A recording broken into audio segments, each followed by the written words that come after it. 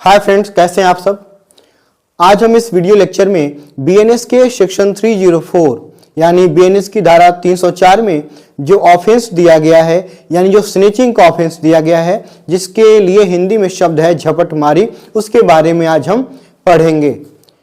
तो आज की जो क्लास है वो स्नेचिंग यानी झपटमारी के अपराध से संबंधित है। इस वीडियो लेक्चर में हम जानेंगे कि स्नेचिंग के ऑफेंस के लिए कौन कौन से एलिमेंट्स आवश्यक होते हैं।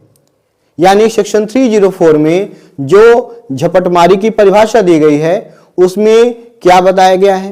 देखिए, जो झपटमारी यानी स्नेचिंग का जो ऑफेंस है वो चोरी से ही जुड़ा हुआ है। यानी जब कोई अपराधी चोरी करने के लिए जाता है तो कुछ ऐसे काम कर देगा जिससे वो चोरी का अपराध है वो झपटमारी यानी स्नेचिंग के अपराध में परिवर्तित हो जाएगा।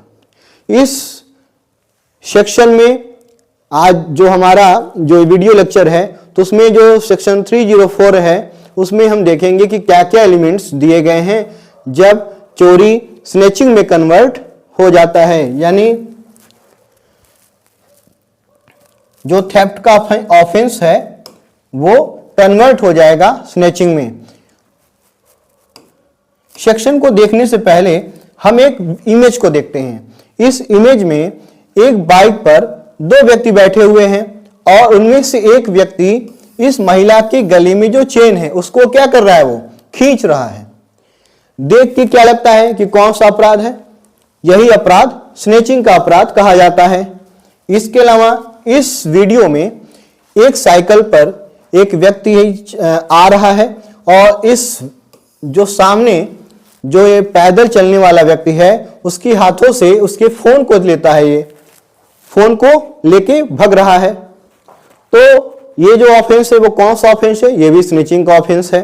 जो स्नेचिंग का ऑफेंस रहा वो पुराने आईपीसी में किसी सेक्शन में डाला नहीं गया था, लेकिन नए बीएनएस में इसको एक सेक्शन में डाल दिया गया है और वो सेक्शन है 304 यानी धारा 304।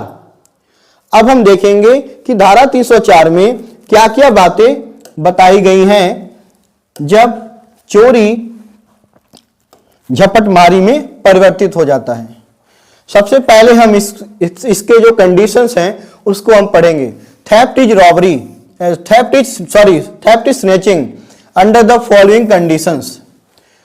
First, in order to commit theft, the offender suddenly or quickly or forcibly seizes or secures or grabs or takes away any movable property from any person or from his possession। यानी इस जो ये BNS का section 304 का sub section 1 है, उसमें जो elements बताए गए हैं उसके अनुसार जब कोई व्यक्ति, यानी व्यक्ति का मतलब अपराधी से जो अपराध करने वाला है, जब कोई व्यक्ति किसी व्यक्ति से या उसके कब्जे में से किसी चल संपत्ति को यानी मूवेबल प्रॉपर्टी को अचानक से, शीघ्रता से या शीघ्रता से या बलपूर्वक अभिग्रहण कर लेता है या प्राप्त कर लेता है या छीन लेता है या ले लेता है, तब चोरी परिवर्तित हो जाता है स्नेचिंग में। यानी चोरी आया तो किसके लिए? अपराधी क्या करने जा रहा था? चोरी करने जा रहा था, लेकिन उसकी कुछ कार्यशैली ऐसी हो गई, यानी इन चीजों को उसने अपने काम में ऐड कर लिया। यानी प्रॉपर्टी को लिया तो कैसे लिया? अचानक से ले लिया या बलपूर्वक ले लिया या शीघ्रता से ले लिया, और उसके पास यानी लेने के अंतर्गत क्या करता है वो, या उसको अभिग्रहण कर लेता है या उसको प्राप्त कर लेता है या उसको छीन लेता है या उसे वो ले लेता है।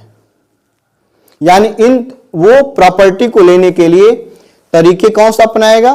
3, शीघ्रता से लेगा या अचानक से लेगा या बलपूर्वक लेगा। और ये चीजें जो हैं वो चोरी में शामिल नहीं होती हैं। तो आया, और बाकी जो एलिमेंट्स हैं वो चोरी वाले ही इसमें होते हैं, क्योंकि ये जो प्रॉपर्टी है वो व्यक्ति के कब्जे में होती है।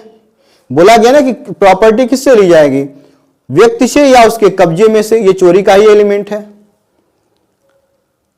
कंसेंट कहीं मांग नहीं रहा है क्योंकि उससे छीन रहा है, यानी उसका जाहिर सी बात है उससे कंसेंट, उससे सहमत नहीं लिया है वो, यानी बाकी जो चोरी के एलिमेंट्स हो तो शामिल होते हैं।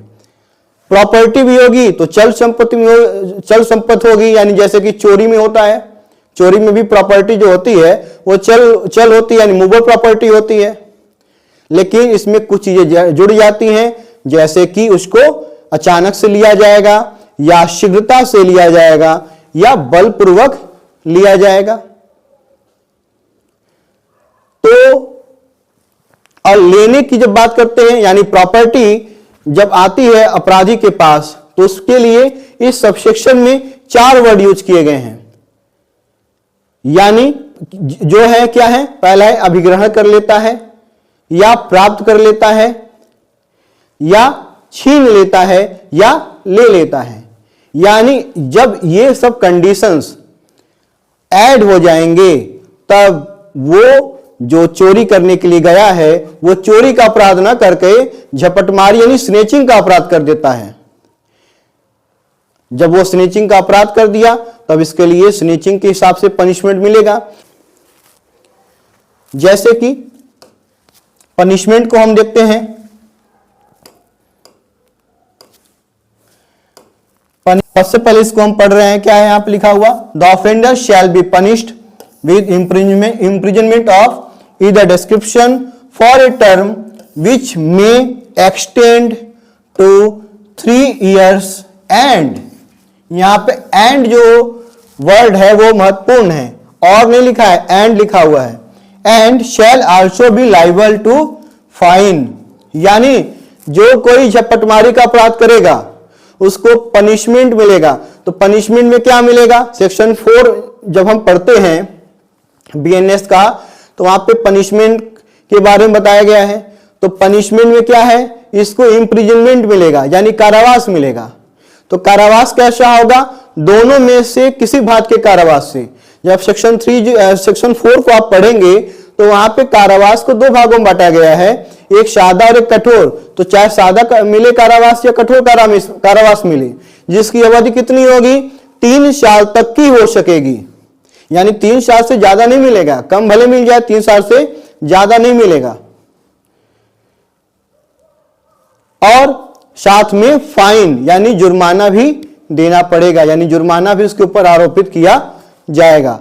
तो हमने इस वीडियो लेक्चर में स्नेचिंग के अपराध के बारे में जाना, यानी जो स्नेचिंग का ऑफेंस है वो उसको होने के लिए कौन कौन से एलिमेंट्स आवश्यक हैं जिससे ये अपराध पूर्ण हो जाता है। उम्मीद करता हूं ये छोटा सा वीडियो लेक्चर जो स्नेचिंग के ऑफेंस पे आधारित था आपको पसंद आया होगा। अगर ये वीडियो लेक्चर आपको पसंद आया हो तो आप हमारे चैनल को सब्सक्राइब जरूर करिए, साथ ही इस वीडियो को ज्यादा से ज्यादा शेयर करिए। Thank you.